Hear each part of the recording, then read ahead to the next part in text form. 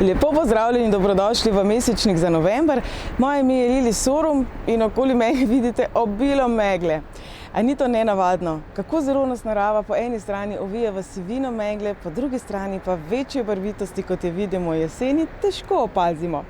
Iskreno upam, da ste si vzeli in da si boste vzeli veliko časa za sprehod v naravi, predvsem zato, ker meseca novembra govorimo o duhovni rasti. Število 11 je mojstrsko število, zato je tudi 11:11 na uri pomemben trenutek v dnevu, bomo več o tem kdaj drugič povedali. Torej, prisluhnite svoji intuiciji, svoji notranji modrosti, tisti modrosti, ki je z vami že od rojstva, tisti modrosti in znanju, ki jih krepite. Se pravi, govorimo o času osebnostne rasti, ko se stvari umirijo, ko se vrnemo k sebi, ko je tudi sam ritem življenja in narave malo bolj umirjen. Govorimo tudi o času žetve, torej sprejmite dobro. Sprejmite pa tudi kakšno dobronamerno kritiko oziroma mogoče oceno, predlog, opažanje. Za vas sem pripravila prav posebno presenečenje, namreč, ker govorimo o intuiciji, o duhovni rasti, je za vas ob koncu mesečnika Kristi Žmahar pripravila 3 nasvete, kako okrepiti svojo intuicijo, kako jo prepoznati, kako delati na sebi. Veste, sem Kristi spoznala ob izidu njene prve knjige. Nebesa zdravijo je fantastična knjiga, če jo še niste prebrali, vam jo resnično toplo priporočam. Govori pa predvsem o izgubi, o žalosti, o žalovanju. Tudi to je poseben proces zdravljenja, no seveda, verjamem, da Kristi poznate in veste, da se je njena pot še kako razširila. Danes ima duhovni atelje, vodi tečaje, meditacije. Prepričana sem, da ste opazili, da je pripeljala v Slovenijo Neil Walsha in Jay Shettyja. Torej, Kristi, hvala ti za vse, kar počneš, kar tako naprej. Ob koncu tega prispevka imate njene nasvete. Novembra pa govorimo tudi o času, ko se bolj povezujemo s svojim lastnim poslanstvom. Tako da ta nova osebna analiza, tista kratka in konkretna za samo 8 evrov, bo tokrat preprosto, kaj je moje poslanstvo. Včasih smo bolj povezani s to potjo, včasih manj. Numerologija pa je fantastično orodje, da to prepoznamo, krepimo, okrepimo in dosegamo mogoče uspeh oziroma tiste učinke in to, česar si mi želimo, hitreje. Tako da, dragi moji, jaz vam želim eno čudovito jesen, čim bolj barvito, čim bolj veselo, čim bolj navihano, predvsem pa naj bo to tudi čas, ko pogledate v sebe in se spočijete, preden se bo pričela norija veselega decembra.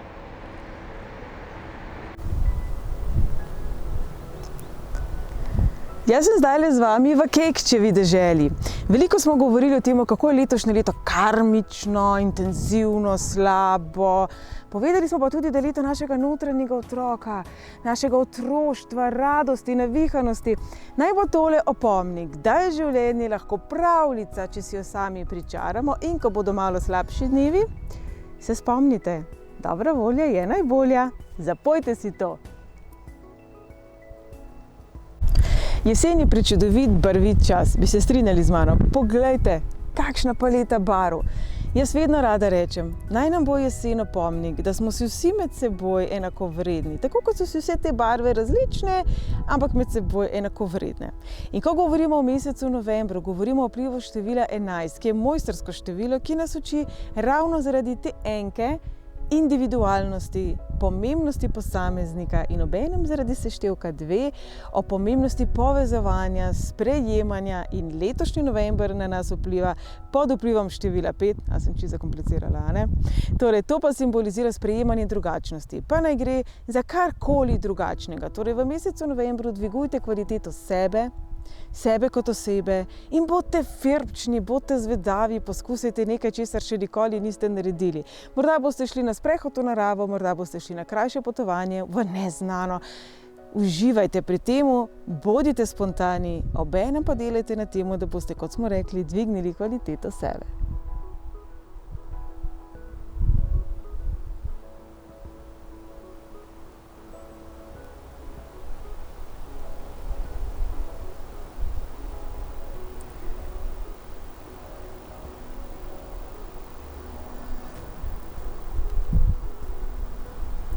Zdaj sem v bližini Krvave peči, sedim pa v Lojzetovem gledališču. Tole gledališče je situirano v vrtači, iz katere pa so mogli najprej odpeljati kar nekaj ton smeti. Tu se odvija vrsta zanimivih prireditev, samo okolje je res prijetno, sliši se ptičje petje, okrog je narava, zato naj nam bo znova opomnik.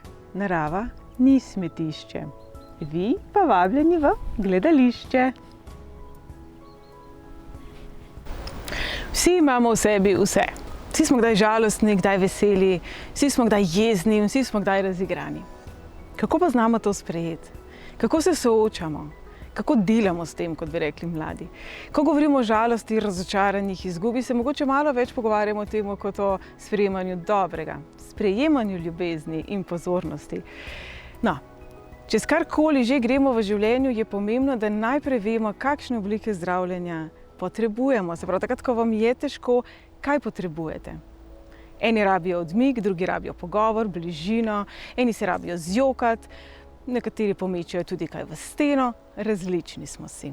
Torej, tudi ko želite nekomu pomagati, vprašajte, kaj potrebujejo. Zelo preprost stavek je: žal mi je, da se ti to dogaja, da to doživljaš, kako ti lahko pomagam.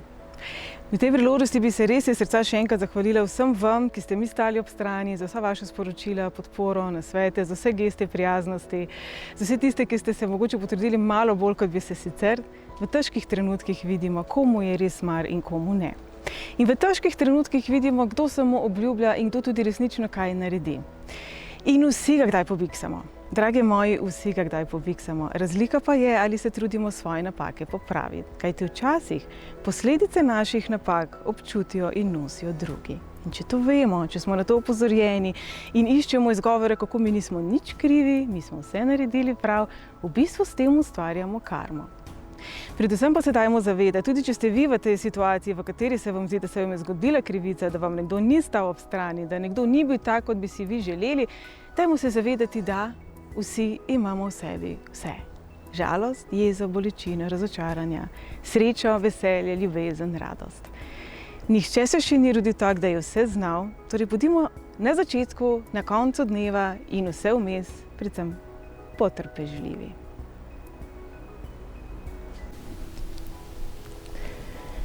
Indijanci so smatrali čas tik pred sončnim vzhodom za najbolj sveti čas v dnevu. Takrat se nočne živali umaknejo, dnevne še niso naokoli, no, v modernem času bi rekli, ni še SMS-jev, ni še klicev, ni še frkerja. In takrat se človek lahko najbolj poveže s svojim notranjim mirom, z naravo, s svojim bistvom. In verjemite, da sončni vzhod boste težko našli lepši, kot je ravno tukaj, ko je za menoj jalovec. In ptiči vam pridejo z rok jest.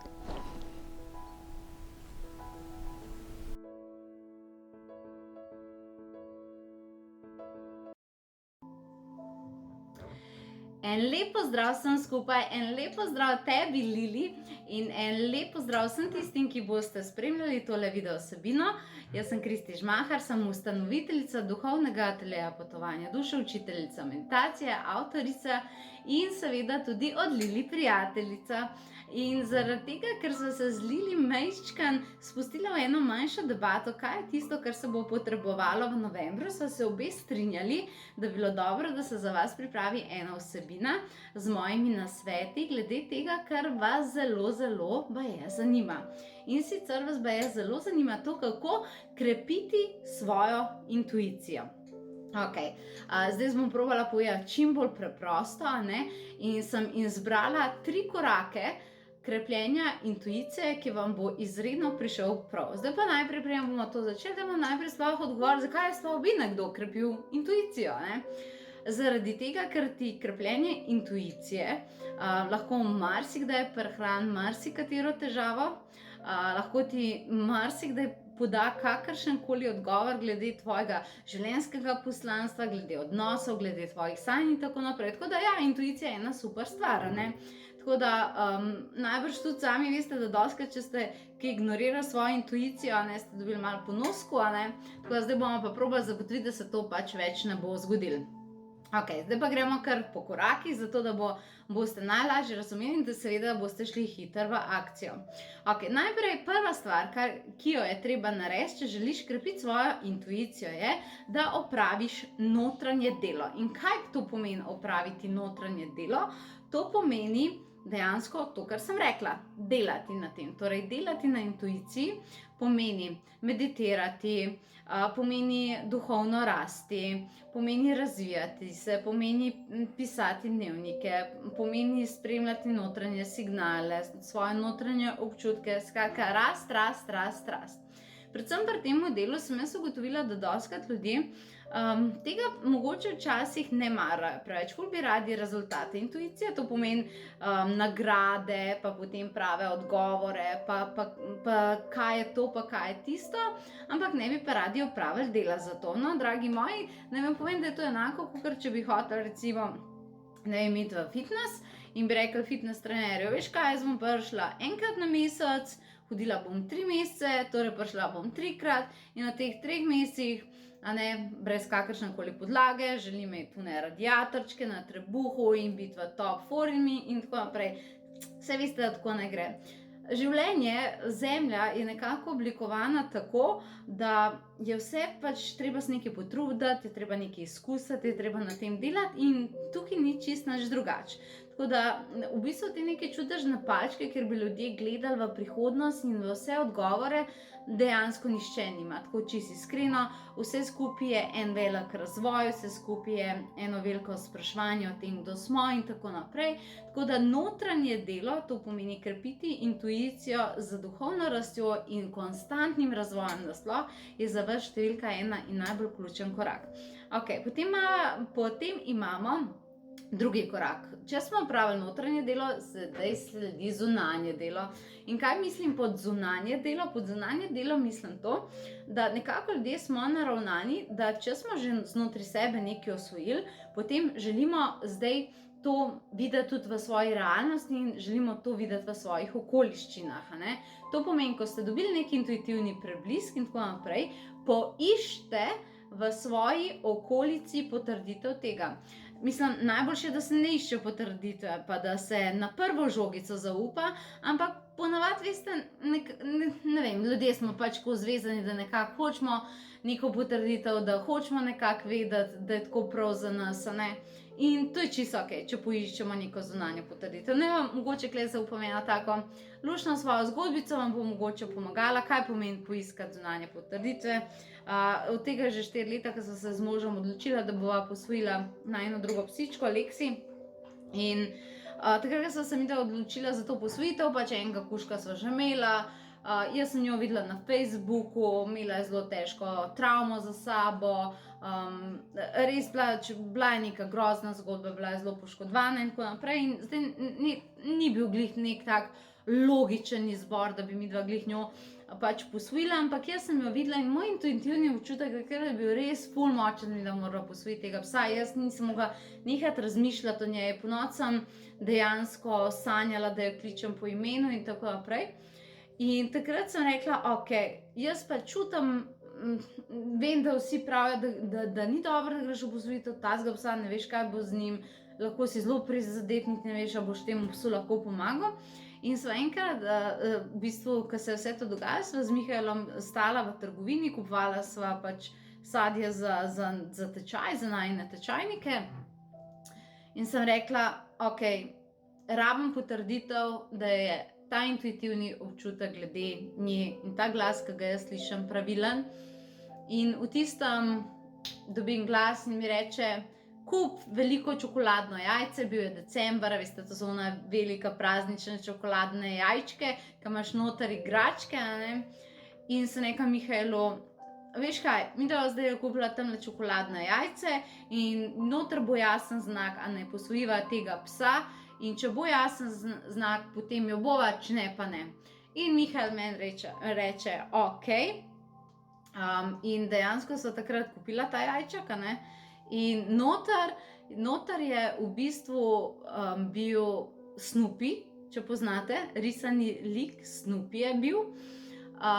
In ne, najbolj, da ga pokažem. Nisem pričakovala, tako malo bo šla ven iz kadra, malo takoj prijem nazaj.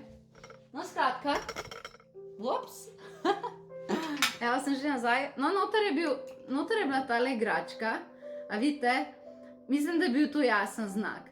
V bistvu tega že 4 leta in jaz tega Snoopyja nikakor ne morem stran vršiti. Zaradi tega, ker mi je bil toliko lepa zgodba, zato ker mi je toliko lep spomin in hranim tole igračko kot resnično zelo vredno in tudi je zame zelo vredna.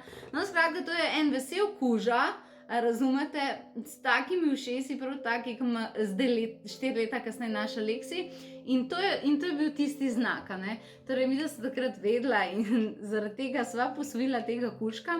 No, in veliko ljudi resnično pač dobiva tako znake potrditve, da je nekaj prava pot. Torej, vaša druga naloga bo iskati take znake, vaša druga naloga bo, da dejansko poiščete potrditve tistega, kar vam intuicija sugerira, in s tem boste krepili izjemno veliko zaupanja v to, kar čutite, in v to, kar se poraja znotraj vas. Tretji in najbolj pomemben korak za vas pa je nekaj, kar ne naredite. Prosim? Ja, nekaj, kar ne naredite. Torej, imate 2 koraka, ki jih delate, in tretji korak, ki ga ne naredite. In to je, ne ignorirajte svoje intuicije.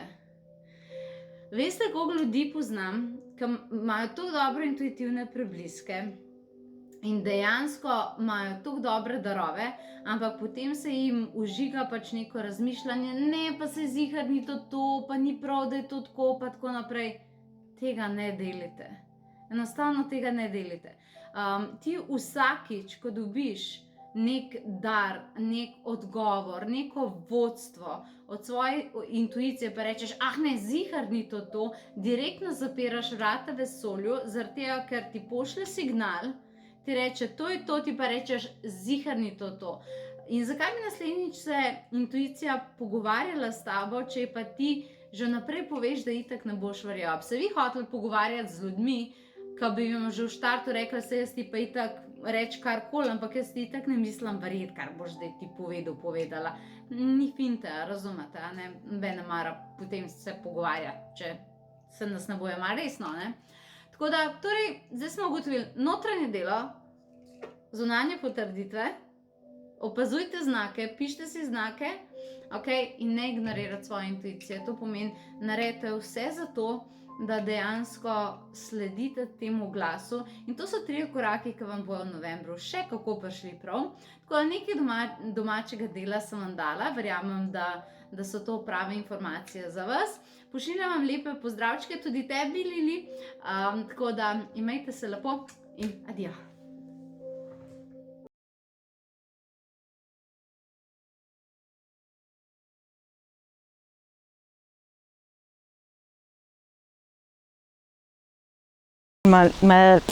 Pa smo tam. Ker ostal pa še enkrat. Lepo tukaj, ravno kar so imeli tudi eno prireditev. Peva še enkrat, tole eno prireditev.